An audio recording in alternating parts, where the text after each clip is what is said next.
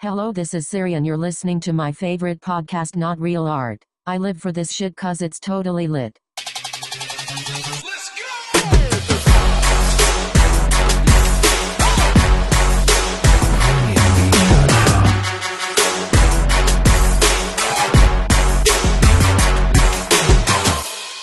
Not Real Art, the podcast. With your host, Man One. And the other guy. And the other guy. That's it.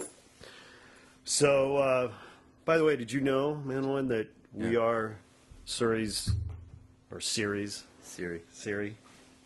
We're her favorite podcast. I heard. It's pretty rad. I heard. Luckily, I have an iPhone, so when I get my messages in the morning, it tells me Siri's favorite podcasts. Yeah. And she named ours the best one. But let's unpack that for a second. Yeah. I mean, think about what that really means. Yeah. As Siri's favorite podcast. I Right. mean, how many podcasts does she have access to? Oh, yeah. Millions. Millions of podcasts. And we're her favorite. Yeah. And we just started. We're brand new. This is our 6th episode. 6th episode, and we're already ranked number 1 on Siri's podcast list. Dude, that's some shit. That, I mean, I I don't know where to go. I'll tell you what, if anybody can top that, Right. step up. Yeah.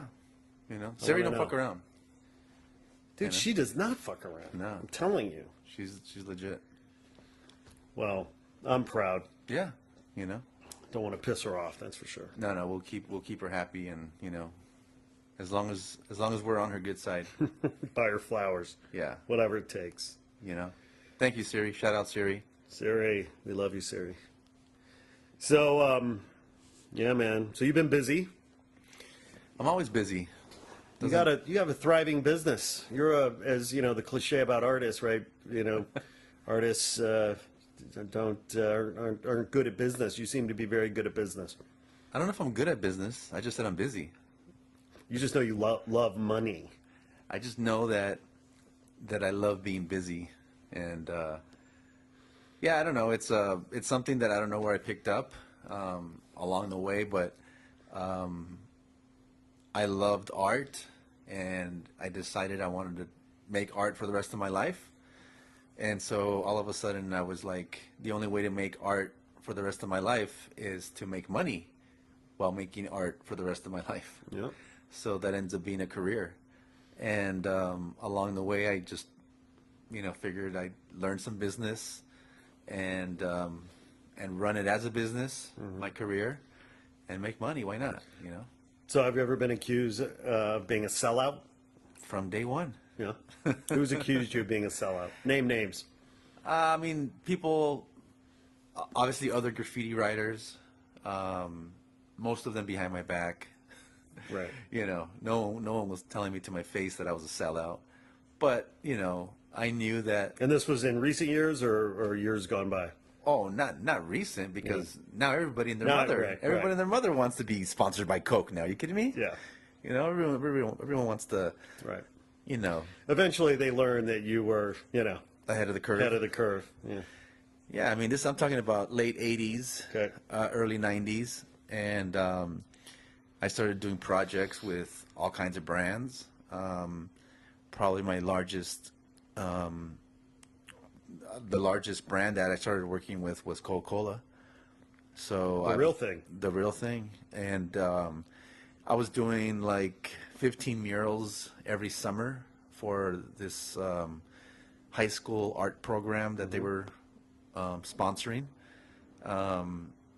So I'd get all this calls and just people talking shit in the background, like, oh, you're a sellout and blah blah blah, and you're doing murals for Coca-Cola, and I'm like, yeah, but you're working at 7-Eleven and you think you're a good artist, so I'm actually painting and getting paid. Yeah. And what I also did with that project actually was, while I was doing the murals for Coca-Cola around the city, all over the city, that was my way in to also meet the property owners of these buildings that I was painting.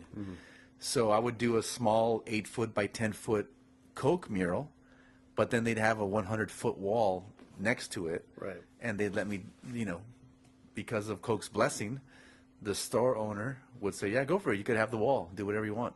So then I would do a burner. I would do a production. I would do a mural right next to these Coke murals. So now I had Coke murals all over the city, but I also had walls. And in LA, walls are currency, And as you know, advertising runs the world here in LA. And so I was getting these giant 100-foot walls, not McDonald's or not anyone else. It was me. It was a Man One wall, brought to you by Coca-Cola next to it. Mm-hmm. So anyway, so that created a lot of sellout. I guess people Hype, and people were like haters. A lot of haters. Haters. A lot of So, haters, yeah. so now, of course, years later, people, people ask you, Right. what are your secrets? What to do? When it comes to business problems. Right. I understand some people emailed you when they heard about the podcast. They wanted to ask you some questions about Right. the business of art. Or as my friend Overton Loyd, our friend Overton Loyd, likes to Oh, say. Shout out to Overton Loyd. what up? Oh, P-Funk. dude, we miss you, bro. The business of business. The business. forget That's not the art of business. Yeah, it's not the art of business or the business of art. It's the business of business. business. And that's I didn't go to school for business. I wish there would have been business classes offered. Isn't that a trip? I mean, art schools and design schools do not teach business to these artists. What a missed opportunity. I mean, maybe that's changing a little bit. Well, anyway. I think it's up to the artist, it's up to the student to want to study business, Right. I think, Well, look, but there's studying business, but then there's understanding how your industry runs. Yeah. Right? Right. And Totally. at the very least, these art schools and design schools should be teaching their students how the design industry is, how the art industry runs. Right. Yeah. They don't do that. they don't do that because the art world is shady. The art world is shady as fuck. So I honestly think that art schools want to take the money from their students, and fill their pockets, and then let the artists off into, fairy tale land to be Yeah. an artist. And at the end of the day, if the artist makes it, he makes it. If he doesn't make it, oh well, Well, but you just said it. You said the art industry is shady as fuck. Okay, so let's think about that for a second, right? Yeah. So the industry has no incentive to educate Nope. its primary driver of value. Right. Because as soon as the artists get hip and understand how the game is played, Right. then they can't be taken advantage of anymore. Exactly. And that's it. Artists are exploited all the time. So that's why I think sometimes is it by design that there is no business classes in art school, Right. Because maybe they want to keep you dumb, they want to keep Yep. you in the dark, so that when There's you no go out- upside in it for them. yeah, it's like so I think because of that, when someone does figure out, how to make money, people start asking, and that happens to me all the time. It's people see what I'm doing and what I'm up to, and the little success I've had, and they're like, hey, share some of that knowledge, and I'm down. So what's Overton asking? Overton, what did Overton ask? And I thought Overton knew it all already. Like, he's playing us right now. Yeah. Overton's got it made, But he said, "Can you tell the awesome story of how you developed your unique style?" He doesn't want to know about the business of business. because he knows about the business. Yeah, he knows about the business. Yeah, so he wants to know more about Man One. Nah, he can call me in his off time. He can, Nice try, O. Yeah, next time, But someone did ask me. So what I've been doing on my Facebook posts the last couple of years is I'll drop some, just share some things that are going on with me. So, for example, if a client, you know, pisses me off for some reason, I might drop a gem or some kind of statement about, you know, things that artists should look out for, you know? So I was calling them. Did you just suggest that there are problem clients? Oh, once in a while you have a problem client. I think we have a helicopter, another Yeah, we're going to have problem helicopters client flying over. every day. Ghetto birds. Well, I call them artist red flags. Okay. And so these are when you're talking to a client and then they ask you something that you just have to know it's a red flag. Yeah. You know, like there's tons of these, and every time I put one up, Give me a zinger. every time I put one up, 10 people will reply with their own version of it, Right. or a different one, you know, Right. And it's endless. I mean, I can go through my emails every day from clients and give you different ones, you know. So obviously there's so many that start off with you get great exposure, right? So we don't have a big budget, we're a small company, or we're a nonprofit. That's a good one, Right. because if they're a nonprofit, then you're supposed to like do it for free. You're a nonprofit too. Yeah. Yeah. So the NFL's a nonprofit, you know that? So Oh, sure. Yeah. so if the of course. NFL, if the NFL called me and told me, "Oh, we're a nonprofit," go screw yourself, So there's a whole way of the way people talk, clients talk when they don't want to pay for shit. Right. Exposure bucks. They want to pay you with exposure. Yeah, they want to pay you with exposure. They want to give you like, or for example, go ahead and give us like 3 sketches, and if we like it, we'll commission you. Right.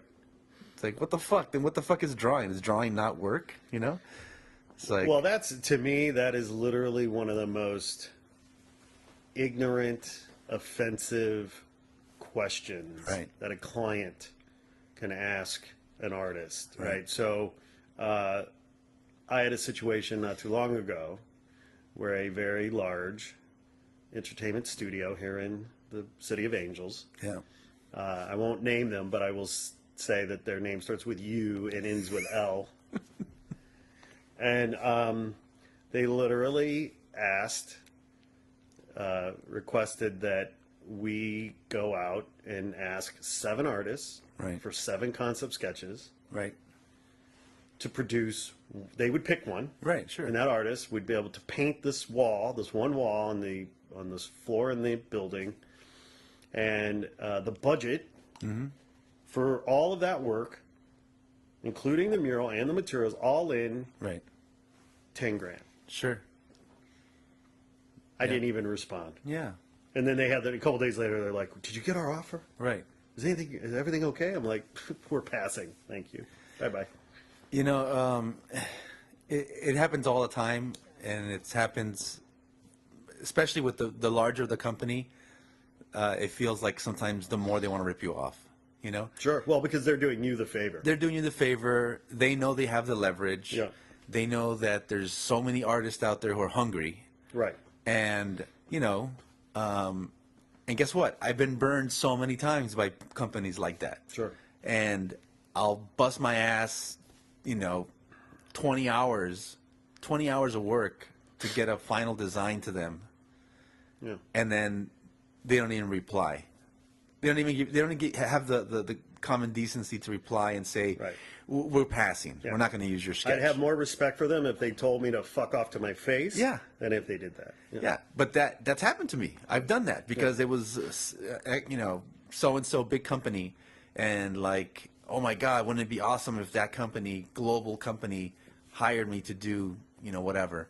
And then after you do it, you feel like a chump because you're like, man, these guys were talking like they're my best friends, Right. and I can't even get an email reply back to confirm that they got the sketch, Yeah. And then you realize they're doing it to like 20 other artists at the Sure. same time Right. as they're doing it to you. Right. So you're not special, to them, you're just a number. You're just something to, Just they don't give a shit. Is the bottom line. Well, the problem, of course, is that there are artists that will say yes to that. Oh, absolutely, that's the problem. So what artists don't realize, or any profession for that matter, you devalue Right. your worth. talent. Yeah. It's a troubling thing. And so, I mean, just so people can understand, artists. There's artists out there listening. Hopefully, maybe 3 of them, and they're in different. Not real artists. Not real artists are listening, but there's different levels, right? There might be artists who are just doing it for a hobby right now, who would love to make money at it, but just don't know how to get in. There are others who just started and they're trying to figure out their way through it and not sure how to price things. And then there's other people who probably have done it before and are comfortable with what they're charging. Probably other scenarios, but let's just take those 3 for instance. So in real life, right? Real life numbers, this project you're talking about, how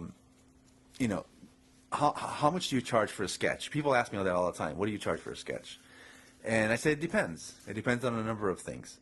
I can't give you a flat fee because sometimes a black and white thumbnail sketch is enough. Other times it needs to be highly rendered, illustrated, vectored sketch, because that's what the client needs to see.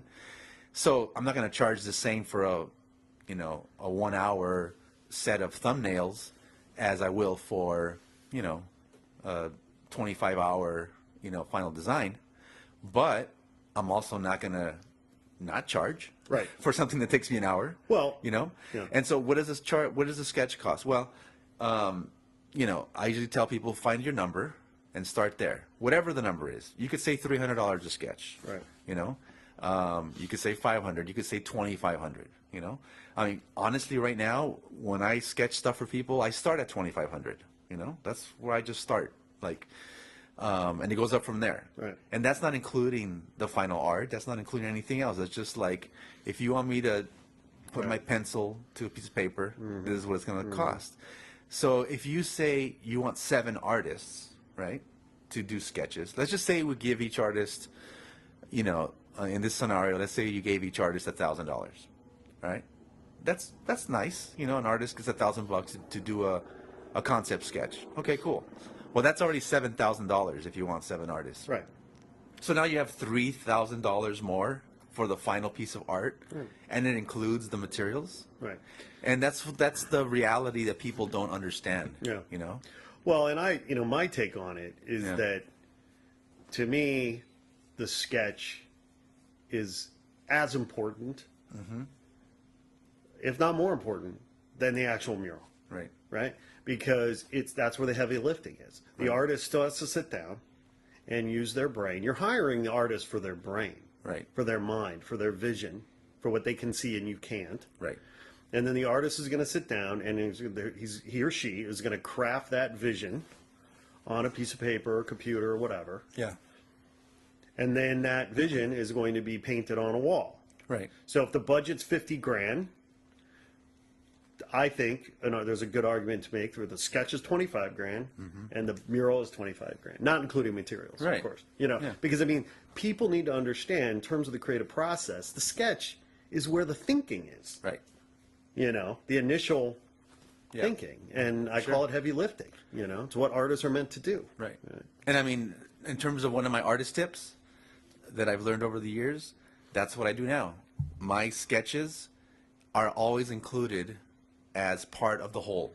Yeah. So in other words, I give the client a price, whatever it is. Yeah. This is the price, X amount of dollars. That includes one sketch, one revision, or 2 revisions, depending on what the client is looking for. But I'll say, it includes a sketch, some revisions, it includes my materials, it includes my time, it includes everything, all in X amount of dollars. Right. And I need 50% up front to start drawing. Right. Because that's going to your point. Yeah. That's the only way. Because if I told the client, I'm going to do sketches, but you owe me half, they'd be like, you're crazy.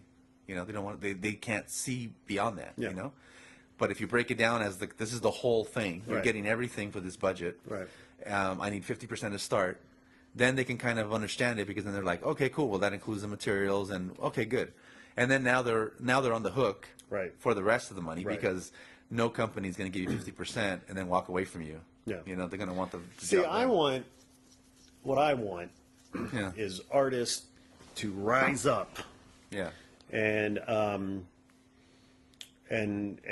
stop the madness, you know, because I mean, at the end of the day, what people need to realize about artists is that Yeah. artists are magicians, real life magicians. You know, they pull rabbits out of their hat. Right. They create something out of nothing, Right. and that is a very rare ability. Well, and not only that, on top of that, when you're doing client work, right, now you're problem solving as well. Because Well, exactly. now they have a problem, Right. and their problem is they don't know what the hell should go on this wall in an office or how to market to these kids or these people or whatever. And you come in as the authority because you have this art form that speaks to those people. But more importantly, you have the solution for their problem. Right. And so they're hiring you to solve this problem. And you going back to the sketch idea, that's where you solve the problem. It's in the sketching. That's right. By the time you paint it, you've already resolved it. You're just doing Right. you're just putting the icing on the cake. Right. You know? Well, and I mean, you know, my other thought here is that if it's not a problem solving Right. scenario, Yeah. and the so-called client wants the artist to create their art on that wall, like I feel like that scenario, in some ways, should be less money, because if the artist has complete freedom to do whatever that artist he or she wants to do, Yeah.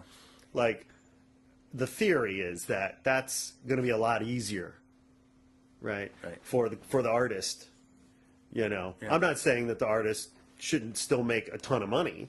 I'm just saying from a time, energy, output kind of perspective, Right. the artist can just rock that wall, right? Right.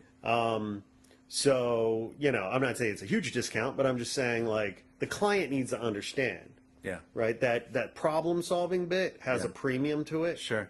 And I mean, it's a good question for you as an artist. Like, what about that? I mean, obviously, you need to be paid as an artist the most that Yeah. you can actually be paid. Right. But when that client isn't giving you the freedom to do what it is you want to do, and they're asking you to solve a problem for them and do something that they want, Right. are you going to charge more for that or less for that? Right. Is my question. Well, here's another artist tip. You know, you can always charge an asshole tax. You know, and a lot of times when I'm doing sketches, and I already know the client is going to be a pain in the ass. Yeah. It's like, yeah, I'm going to charge you probably more than I would Right. if it was just my own artwork. Or you know, whatever, or on a similar project for another client, because you know you're going to be a pain in my ass. Yeah. And I have to deal with you, and I have to get this done.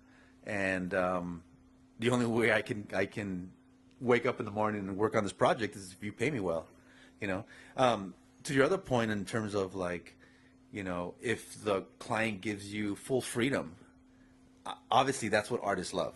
Right. So any artist will tell you that if the client, if the patron, if the collector says, you know what, just do you. Here's your wall, here's your canvas, you know, let me know when you're done. Dude, almost, I'd say 99% of the artists would be willing to do that for much less. Sure. Just because they're getting full freedom. Right. Just because they don't have to worry about the headache. Yeah. And also, guess what? They're going to do a better job. Right. Because it's like they get to do what they love, you know? And so, and it's funny because like some of my friends in Europe, right? We've talked about this in the past. And so like, for example, my boy Dime from Germany, shout out to Dime. Time. One time we were talking about how you know, how much money we make here on walls. And he was saying in Germany, you can't really charge that much to do walls. But we were saying, yeah, but look at the walls you guys get to paint in Germany. You guys get treated like artists. Like, you know, sure, I can do a big wall for Nike, but Nike is gonna fucking, you know, ask me for 10 million revisions, and at the end of the day, it's not gonna be a full Man One piece. There's gonna be some kind of Nike connection to it. Watered down. It's gonna be some watered down version of what I do. Yeah. And sure, I'll make good money, but check it out. You're in Germany, and they just let you do what you do. And so it's like this, you know, it's one of those things where, you know, is the grass greener on the other side of the wall kind of thing, you know. But as far as artists go, I think the more freedom you give artists, I think that's the better the work will be, the better of a atmosphere you're going to have, you know, when you're dealing with artists. Yeah. Well, you know what? One of the cool things about this podcast experiment that we are embarking upon is that people are going to have a chance to write in and submit questions and problems for us to chop it up, you know, and sort of talk about it. Maybe we can help a few along the way. Because I mean, at the end of the day, don't be a chump. Right. Don't be a fucking chump. Right. You know, like don't be taken advantage of.